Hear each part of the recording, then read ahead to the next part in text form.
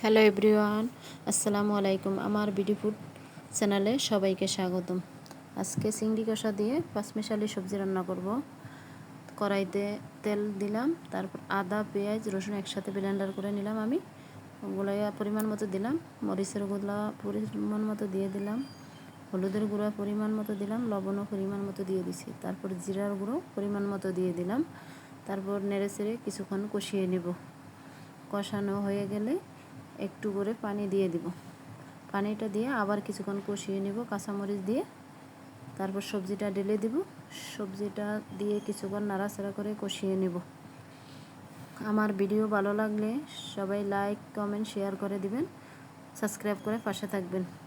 তো কষানো হয়ে গেছে আমার, এর মাঝে কিছুক্ষণ কষাইতে হবে। তারপর সিদ্ধ হতে হবে তরকারিটা। এইভাবে পাঁচমিশালি সবজি রান্না করে খেয়ে দেখবেন, চিংড়ি কষা দিয়ে একবার খেলে বারবার খেতে ইচ্ছে করবে।